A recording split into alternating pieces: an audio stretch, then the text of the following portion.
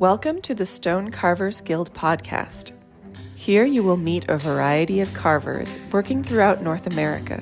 Drawing on our collective experience, we seek to share knowledge about this ancient art and to do our part to ensure that stone carving will play an important role in built environments for generations to come. So whether you are an experienced carver, new to the craft, or just curious, put on your safety goggles, open up your mind, and welcome to the workshop.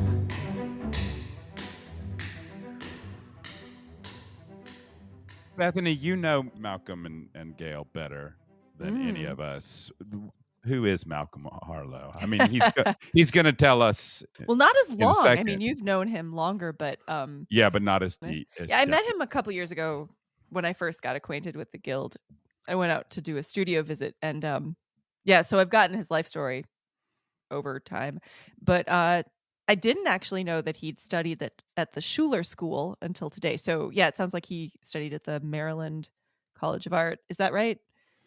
I think Maryland College of Art and Design. Yeah, and then the Schuler School, and so I'm not sure where the Wax Museum falls in that chronology, but his carving. Yeah, I was really curious about the Wax Museum, but I didn't want to ask. Yeah, he's a little evasive about his artistic activities before the stone mill.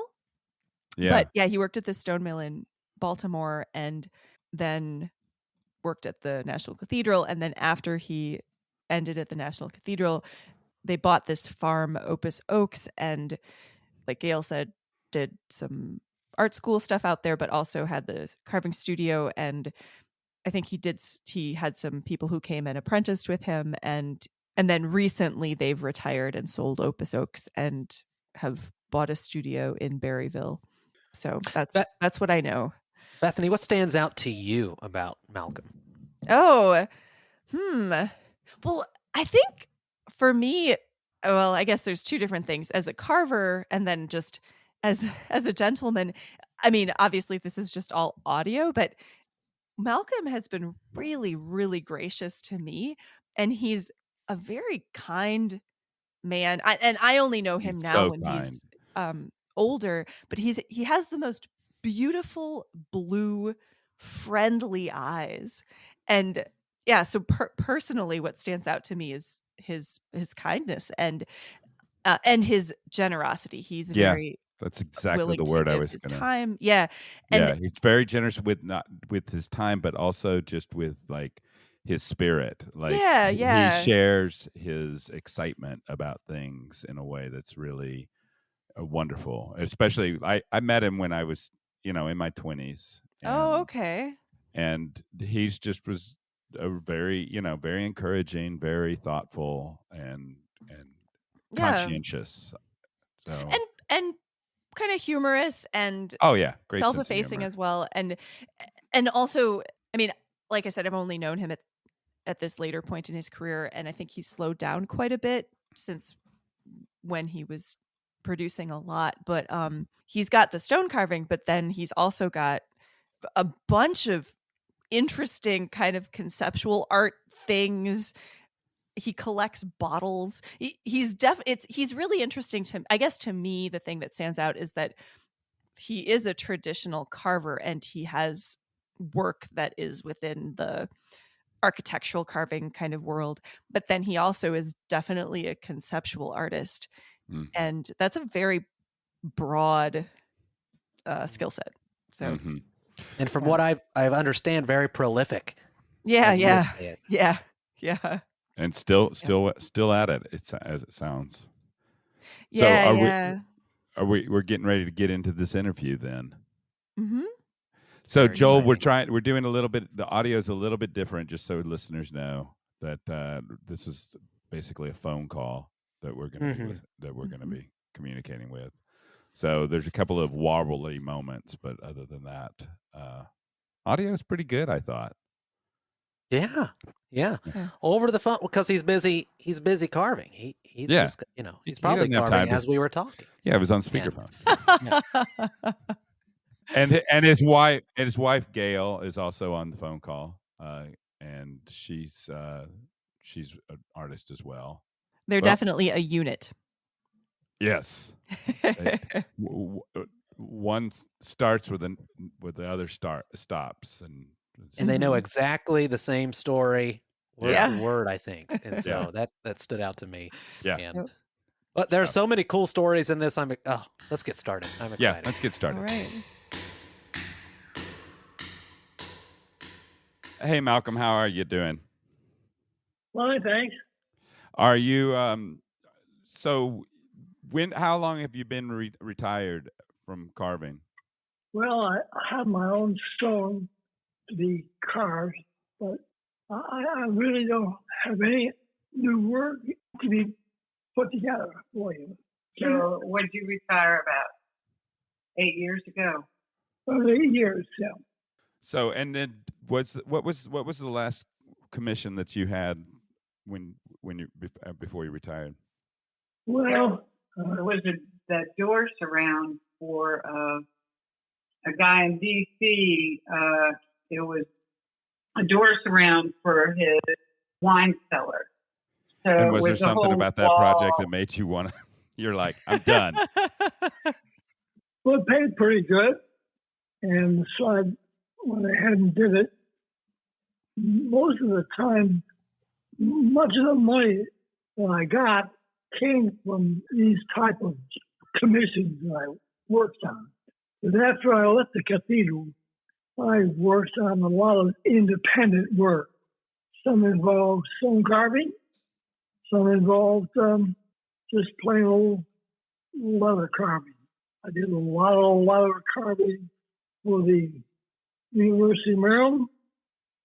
So we're still working on one project with the bronze statue of Jesus and two children, and we're working on designing the base for it. So we're still got our hands in the pie, but there's no carving involved.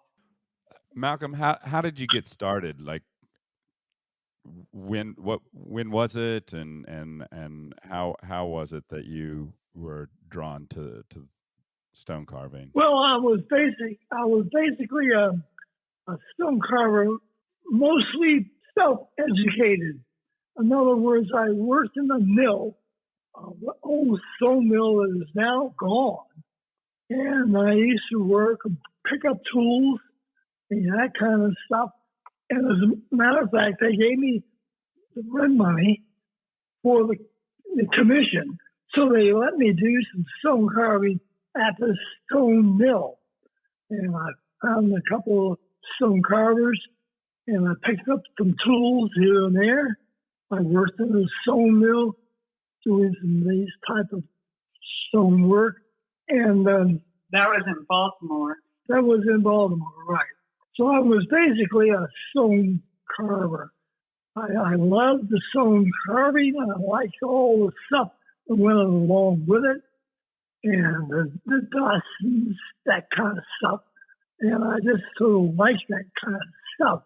And so because of they gave me some keys to the mill so I could work in the evening.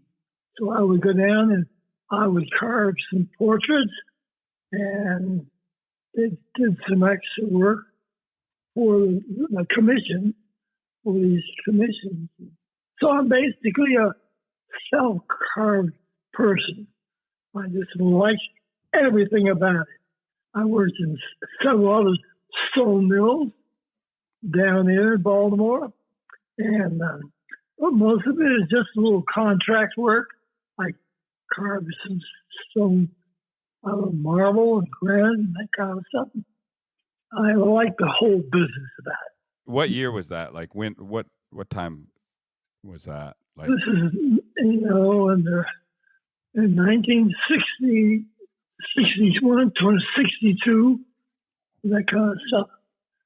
And he was in college, and there was sort of a job he had while he was in college, and he would watch the other carvers, and he just learned from watching and would practice in the evening, doing these commissions. Mm. So this was in about 1960, 61, 62, in that area. How long did you continue to work at the mills? I worked in the mill for about, I don't know, 2 or 3 years. And actually, myself and about 2 or 3 other guys, I just selected all this mill work, all the work that went along with it. And then you got hired. From there, did you get hired at the cathedral? I began to work at the National Cathedral. Did they put you in charge right away? Yes, they did. Malcolm, can you tell us the story of how you got hired at the cathedral? Yeah, I was. I used to go over there and watch them work, and this is before I started working there. And there was in the little stone mill that I worked in, there was a stone cutter. And of course, you know the differences between the stone cutting and sculpture work. So I watched this old guy, and his name was Brilliant. Just plain old Brilliant. He was an older man. He used to give me some tools, things like that. And I went to the cathedral, and I told him, I said, well, I worked for this guy, Brilliant. Oh, this is great, they would tell me. Brilliant apparently had, now I did not know this in the beginning. Come to find out, Brilliant had a brother that worked in Washington, D.C., carving stone. As a matter of fact, he was one of the outstanding stone carvers in Washington, D.C. So this guy thought about, and when I used the word brilliant, he automatically thought I was talking about this one man, his brother. So I said, well, it was my tools and all that kind of stuff. And so I said, well, let me go ahead and give it a try. So he said, well, you certainly are welcome. Brilliant, the guy he worked with, wrote a letter to the cathedral recommending Malcolm, and they thought the letter was from his brother, who was this brilliant stone carver. And so they were like, oh, wow, and they hired him. Well, that was it. And it wasn't until maybe 2 months after this that I began to realize what happened. That they were saying that Brilliant was a big, famous stone carver in Washington, D.C. All the stone work and everything around Washington was pretty exciting at that time. This is 1970, 71, 72.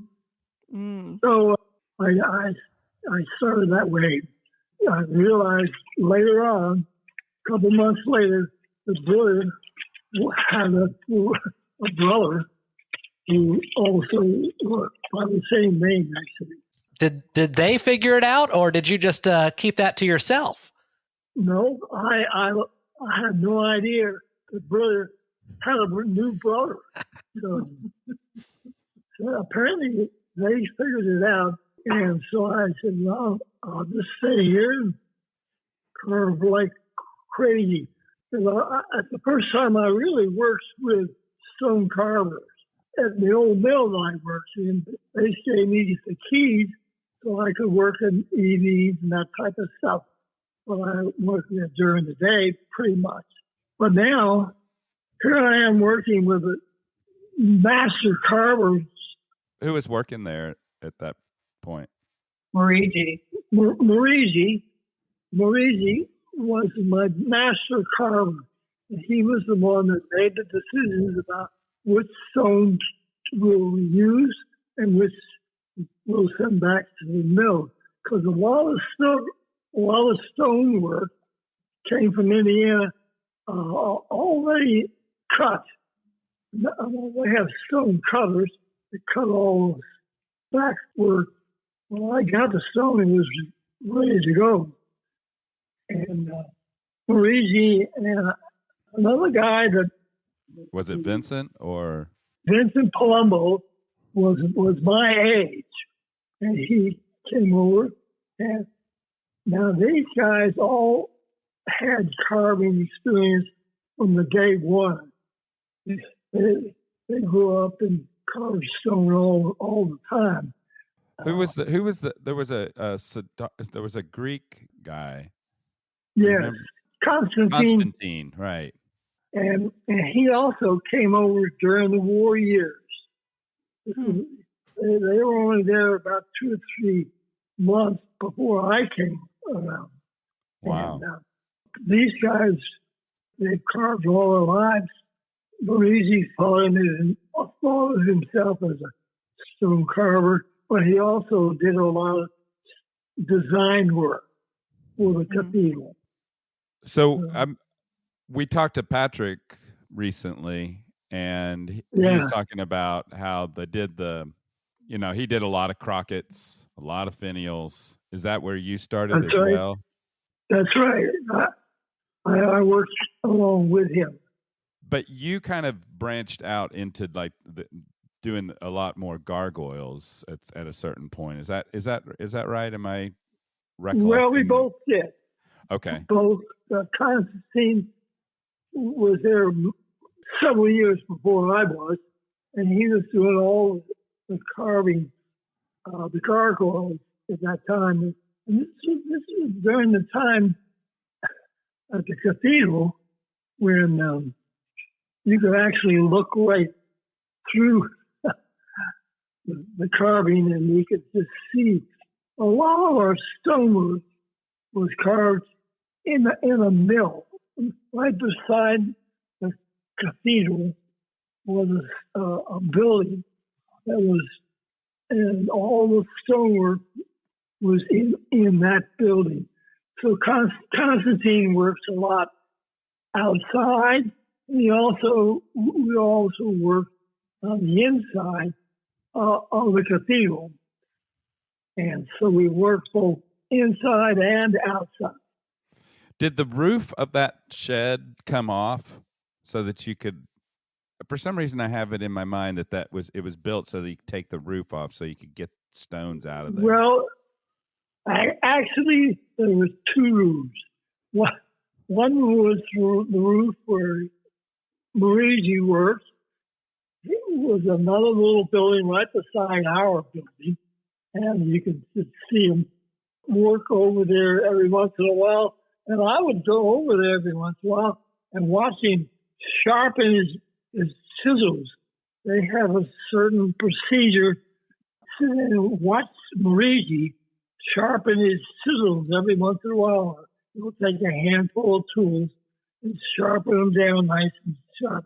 Now, these are really small chisels, size of your fingers kind of thing.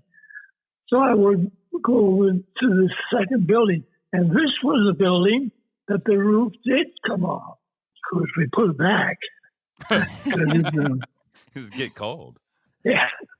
But because of his sculpture background, then he started designing gargoyles and boss stones, and because of sculpture background, so he would make little maquettes, and then he would show them to Marigi, and he would approve them or disapprove them, and then he would carve them. He would take the little maquette and hang it on the wall, and the stone would be there, and he had it all designed to scale. Right. So would it be like at a quarter scale, and then so you could just pull measurements off of it, or was it? Well, it was actually, they were real small. These are real small things, and I would stick them up on the wall, and because you have a tool there that you could just put them up on the wall, and they were like 4 or 5 inches, and we have a bunch of those that we've cast, the little maquettes. Yeah. Do you still have the one, the portrait of Patrick that you did? Yes, I do. Yeah. That's we gave that to Patrick. I guess that makes sense. Yeah. Can you tell us about some of the gargoyles that you carved or designed and other people's carved? One of the things I didn't realize it, but they actually didn't reject any of my carvings, because I would drive down about an hour's drive to work every morning, and I'd think about these things all the time. And all of a sudden, I'd come up with this design. It was a hand-held, was like Marie. He looked at the gargoyle, and what was the thing that I did? I didn't realize this in the beginning, but to hire a sculptor to design these gargoyles, you had to pay these people money. And so I constantly did a lot of work for free. In other words, I'm working a salary type of union carver, and I was in the union at that time. And one of the things that I carved was I think it's in the textbook. I carved this little frog. They had several other frogs down there, so I said, well, I'll just do another frog. So I had a carving that I was working on, and I was working in the building. About eight guys worked in this one area. Some of the stonework, there's a lot of boss stones. They always were high in the church. And at that time, they were putting up these gargoyles. So I decided to do one for myself. So I designed this little thing, and I was working, and this guy was standing outside watching me carve. So it was sort of kind of neat. So I got talking to him. His mother worked at the cathedral, was on the board of directors and that kind of stuff. He said, now this is 1972, 73, and you have to think of this gargoyle as being a part of, I thought about it as being part of the Cold War. Yeah, at that time, the Cold War was really becoming important. So I decided to do that. So I was carving this gargoyle, and this guy said, well, he said, can you do me a favor? I said, well, yes, I can do that. He said, would you cross the fingers for me? I said, well, that sounds good. I've got two hands. I got one holding his tongue, and then another one holding his fingers. So I carved this thing, and you have to begin to see this thing in terms of what it meant. So it was like he was holding his tongue because there was too much talk. Too much talk all in the politics and stuff around the Cold War. And Malcolm said, hold his tongue. And then the guy came by and said, could you cross his fingers? Which meant, sure, we'll hold the tongue, but we're going to keep on talking. So it was kind of a nice little thing. And actually, it's in the textbook, him carving. The textbook that you're talking about, is that the book called Completing Washington National Cathedral? Yes. Okay. Do you know if that's something that people can get? Is it still out there? Yes, it is. Okay. Maybe we should there's also that in the show notes or something. There's a guide to the gargoyles. Mm-hmm. It's a thin book, and you can still get that through there. And it shows like each gargoyle and who was the artist and who carved it. So, and then it has like a schematic of the cathedral and where each gargoyle is. Oh, okay. And the Washington National Cathedral sells that kind of thing? Well, one of the things that I did that I didn't realize in the beginning, they used a lot of my gargoyles were ones that I just bought up as I drove to work in the morning.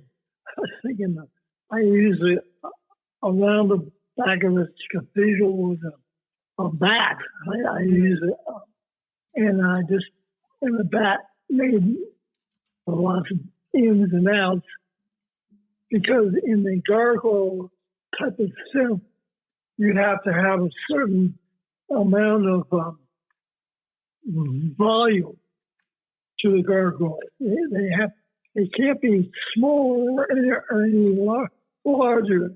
You have the stone that comes from Italy, comes from Indiana, and they would come in and change this up. And so I would do a little gargoyle based upon something I was just basically thinking about. Mm. So they all said, well, that sounds fine. Go ahead and carve it. So I carved a hand holding one another's, and it was a gargoyle because a lot of the guys play golf. Roger Marini was a golfer. 2 or 3 other guys were golfers. So I decided to carve the hands of holding it same size as the other gargoyle, but both hands were holding the gargoyle. And I thought that was pretty strange because it was kind of like a carving, I call it a Renaissance carving, because it was just someone's hands holding a gargoyle, holding itself together by these hands. So, and they said, go ahead and carve it. So I carved the hands holding it like you would on a golf game. So that's a couple of things that I did because they go ahead and let me carve all the things I like. Mm. So I said, okay. So I carved one after another. What kind of guidelines did they give you for designing gargoyles? One of the things that they required was you had to have a good profile. You had to have a good profile. Mm. In other words, you had to have things like sticking out here and there. So you would do a gargoyle, but there would be some things sticking out from the gargoyle. So that was one of the common things that we use all the time. And the next thing that you needed was a textural change, like a texture in the stone, so that you got your darks and lights, and with a strong profile. Mm. I remember, Malcolm, like maybe 20 years ago, you came to Texas and were carving, and I was really struck at like the depth that the contrast that you created with dark, really deep cuts to really bring out the shadow. And at the time you told me that it was something about that was something you had learned on the cathedral, was because you wanted it to read from the ground. right.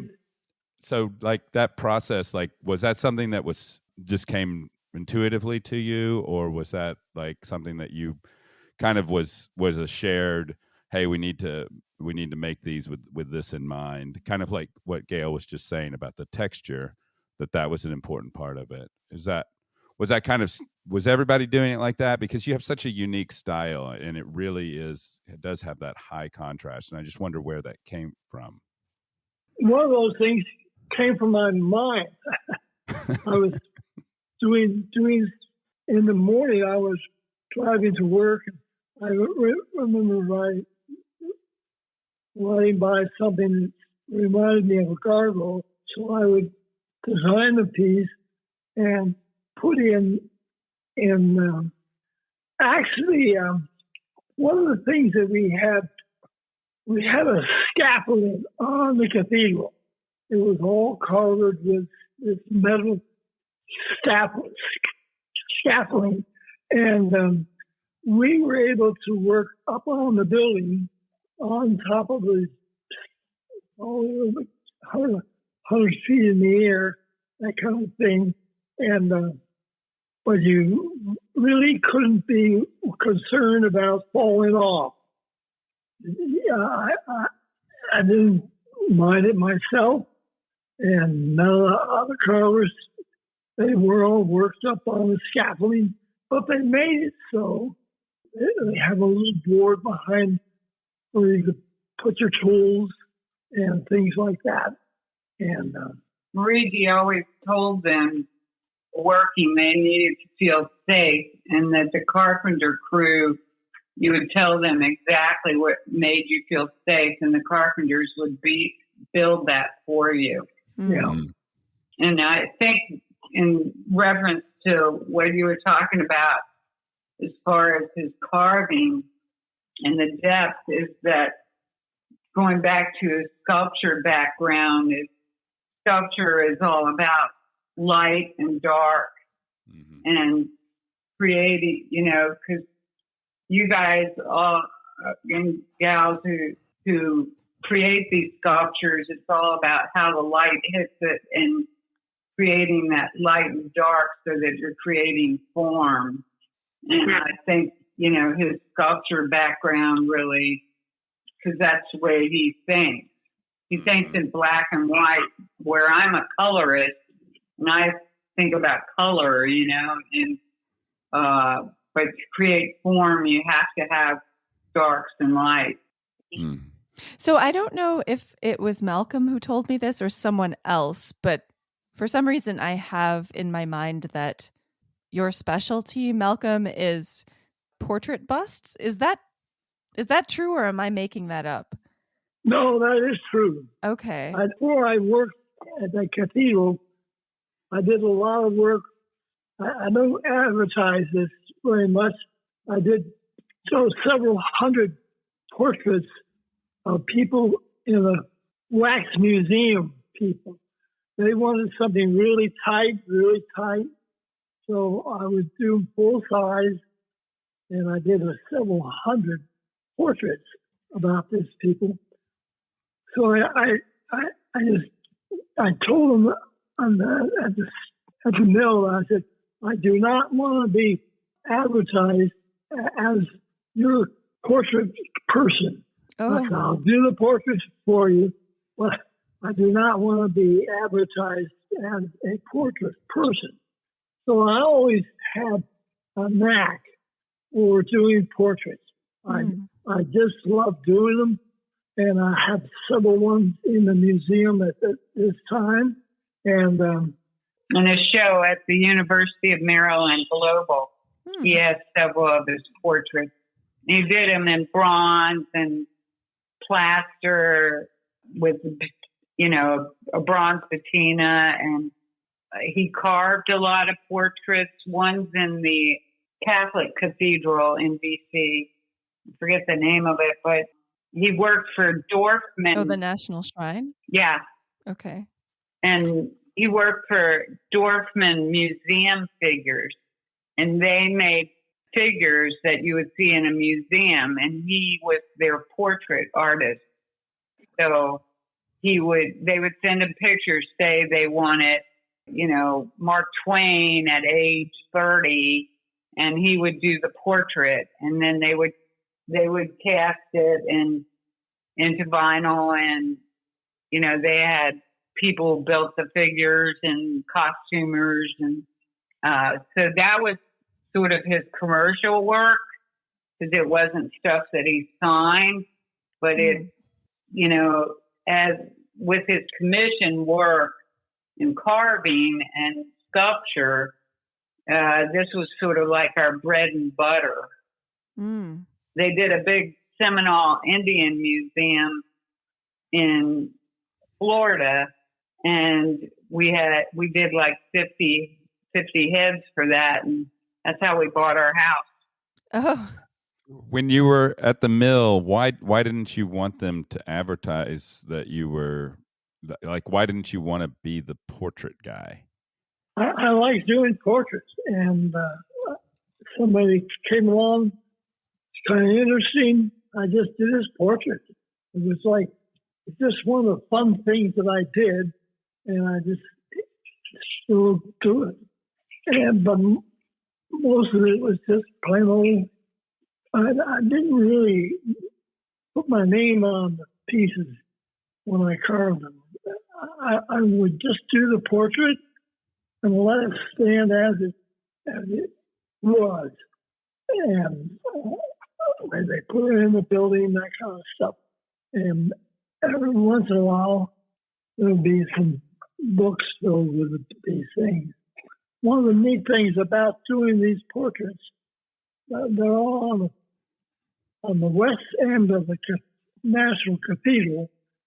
So most of the work that I did was on the west end of the cathedral. And they just didn't like us to advertise their own work. You just stuck it up there. And I thought that was fine. His portraits are on one of the spires of his first wife and his children. Mm. Little tiny portraits. It's hard. You can't hardly see them from the ground, but they're up there on the cathedral. Oh, wow. Yeah. Columbo did Malcolm's portrait. It's inside the cathedral. And they told him to carve these little rosettes all in a row. And the seventh one over is Malcolm's head. I wanted to be on the inside of the cathedral. Was that sanctioned, or did Vincent just do that? Vincent just did it.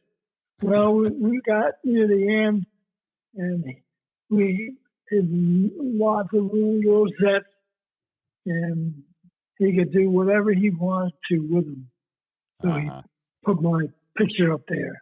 That's awesome. There was really a lot of freedom we had to do a lot of these strange things. So you had to work within the framework of a portrait. In other words, it had to look like somebody and that type of stuff. But it had to be big enough. It had to look like the other ones across the building. Walter Arnold described that in a really interesting way. He talked about it like that the contrast, the balance of the contrast needs to stay uniform, but the details can be. That's right. Yeah. Mm. You told a story to me once, Malcolm, about being up on the scaffolding and watching the sunset and kind of having this connection to like just this kind of aha moment of connection to the past and basically being engaged in an activity that had been going on for hundreds of years. Do you remember the details of that? Yes, I do. That was I don't know where it goes. I was working up on the scaffold, way high up in the air, and we actually used instead of using air tools, I used wooden mallet. The wooden mallet was a soft stone carving tool we used instead of the air tools. So I was up there one day working, and it was on the north side of the cathedral. A whole bunch of big oak trees were growing up right near the cathedral. Of course, they're all gone now, but there were these big old clunky and I could look out across I was looking up in the air. Here's the cathedral right on top of my head, so to speak. And I could look out across the room, and I moved. I set down my stone carving chisel, and I picked up the wooden mallet. And so I always brought things along just to kind of relate to things that way. And I was looking out over top of these big old oak trees. The sky was blue. The cathedral was over my head, and there wasn't anything different. I was using a hand-carved chisel. It was exactly the same kind of chisel they used in the good old days, back when they built these damn things. And you were hitting the chisel with the mallet. With the mallet. And you could hear the sound echo across the tops of these oak trees, and it was timeless. It could have been, 1,000 years ago. So all of a sudden, I could actually become a stone carver in any part of the world because I'm using the soft stone and a wooden mallet, hand forged. Most of the hand carved chisels all had names on them. They all were guys that worked with their own chisels, and they put their name on them. And this one had. So there wasn't anything different between me and where I was working. The only other thing that I could talk about, I used to go, when I left the cathedral, I would take these vans full of about 10 or 15 people in a van, and we would drive down the cathedral, and I would have a workbook, and I would take pictures of the parts of the cathedral, and I would just walk around and talk about what it means to carving. At Parks and Rec here, we arranged these tours of the cathedral. We would take groups of people in there, and Joe Alonzo we'd work with him, and we'd go up on the cathedral, and Malcolm would talk about his work and the different carvings that he did and how things were done, and it was amazing. There's one great story where they were way up in the transit and up on scaffolding, and they were carving the Boston's, and they were all flowers. And he was carving near Vincent Palumbo, and Vincent takes his hat off and he starts swatting the air. And Malcolm's like, Vincent, what's wrong? And he goes, oh, I'm carving this so beautifully that the bees are coming around and I have to swat them away. So I gave little stories like that as I walked around. And how did y'all meet? Yeah, you and Gale. Yeah, how did the two of you meet? I worked Malcolm was living in Paris, Virginia, and I was working in Middleburg, and I worked at a bakery, and Malcolm loves donuts, and he was working at the Smithsonian doing some carving there, and he would leave real early in the morning and stop at the bakery, and I'd be making donuts, and he would knock on the door, and he'd say, I can smell those donuts, and I'd peek out and I'd say, oh, this guy's okay, and he would come in and get some donuts. That's a good one. Yeah. You're an artist too, right? Yeah. I just retired, so now I'm a full-time artist after teaching for, 30 years. And you all just moved your studio, right? You moved into a new space, and you have your work that you do there. And I think Malcolm said he was writing a book. Is that right? Yeah. So how can you tell us about what your creative activities are these days? Right now, his personal work outside his commission is he does a lot of abstract work, and a friend of ours took pictures of a lot of his work, and really nice pictures, and he's going to put those together into a book about his personal work. Well, between my commissions, doing these large figures for the city of Winchester and a figure of George Washington as a young man, things like that. It would take me about, this is after I left the cathedral, I picked up these little commissions, and between each commission, it took you about 2 or 3 years just to work on these little images of George Washington holding as a surveyor. And so I did that, and which of course George was young and had no idea of building. But anyhow, I would do these things for about 2 or 3 years, and between these type of things, I would do these crazy things. I went to the Maryland Institute Cathedral School. The Maryland Institute of Art. Maryland Institute of Art. And I went to that school, and then I went to the Schuler School, which was in Baltimore. It was the same thing. So I was doing 2 things at one time. And the new work all was abstract work. They all, so much of their work was abstract. I could tell you stories about that. So I did whatever came along. I converted it to some kind of sculpture work. It could be just a pile of stones that was. So you went through different phases where, like, everything was upside down, or he went through a phase where he carved bottles out of stone, bottles out of wood, plaster bottles.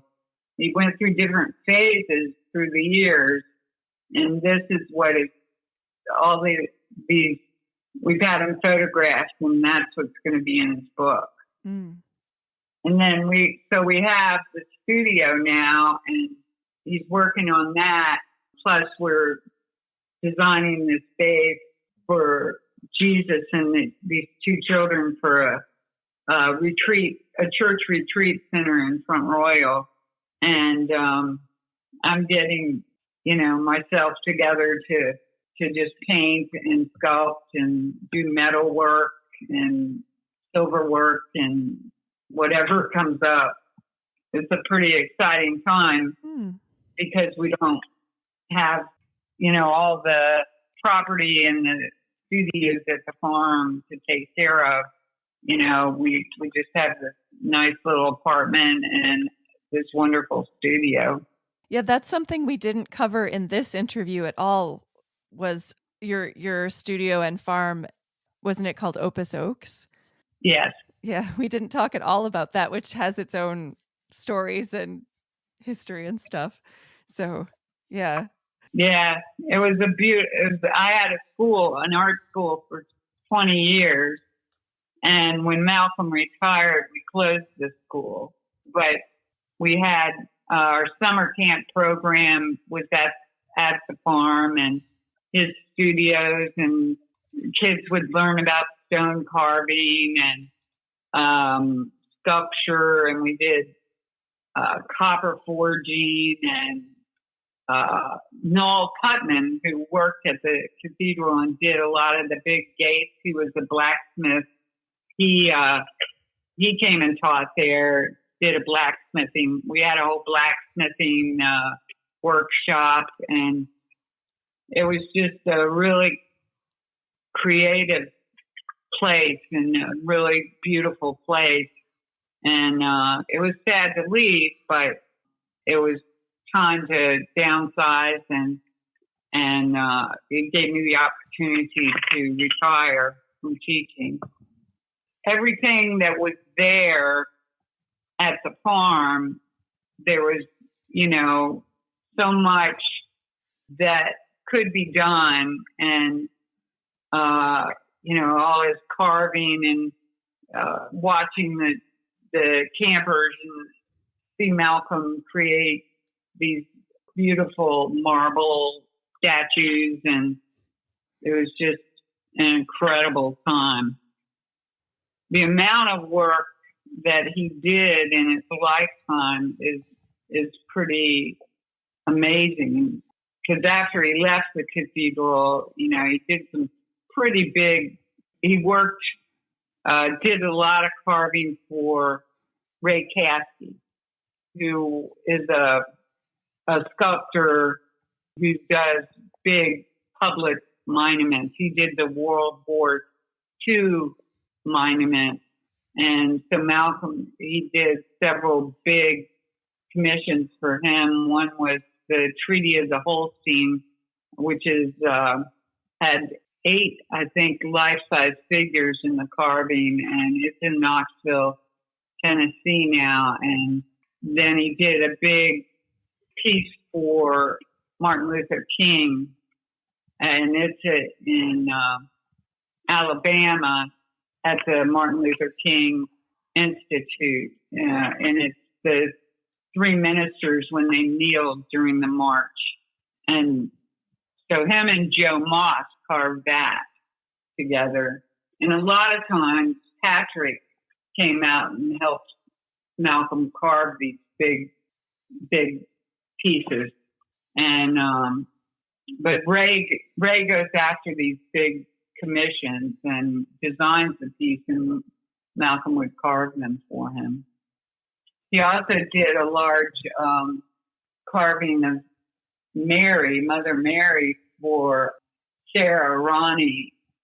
She is a sculptor who lives in Frederick, Maryland, and life-size Mary and Carrara marble, and that's in a church in Potomac, Maryland. And Malcolm had an outdoor space where he worked, and he had a roof that came up off. So when the cranes came to deliver these big stones, you could take the roof off of his workshop and place the stone and put the roof back. That's fantastic. I have one more question. With such an in-depth resume and just experience, years and years of experience, Malcolm, do you have any advice for other stone carvers out there? Things that you've learned that maybe you wish you knew sooner, or what would you like to pass along? Well, about everything I did was pretty much people-oriented. Most of the things were done by other people, so I just decided to carve them as they came along. I like the whole thing about stonework. I like all the books that I had deal with that all the time. And so I think it's important for you to keep active. Keep active. It doesn't matter what you're doing, but I think with woodwork and metalwork, things like that. But I think it's important to keep active. And gosh, what is it, 200 and how many years? So I'm still very active. But that's the whole thing, just keep this thing going. That's about all I can say. What about techniques and stuff? I mean, well, keeping your tools sharp. Yeah. Stay active and keep your tools sharp. Right. That's it. I like it. We really appreciate you taking the time to talk with us today. Yeah. Both of y'all, thank you very much. And it sounds like we still have a lot to learn. So maybe you'll come back and tell us some more. Sure will. That'd be great. Yeah. That'll be good. Well, thank you so much, Malcolm. We really appreciate it and all your work. And thank you, Gale. Yes, thank you. Yeah, thanks for this. This is wonderful. You've been listening to the Stone Carvers Guild podcast. We hope you've enjoyed this conversation, and we hope that you will find us online at stonecarversguild.org. There you can find photos showing some of the things that we discussed today, additional information about our guest, and if you're so inclined, ways to get more involved with the Guild and our ongoing activities. And of course, if you've enjoyed this podcast, we hope that you will subscribe and rate us on the podcaster of your choice. 5 stars, please. We'll be back in a month with a new episode, so until then, keep your hammer up and your chisel sharp.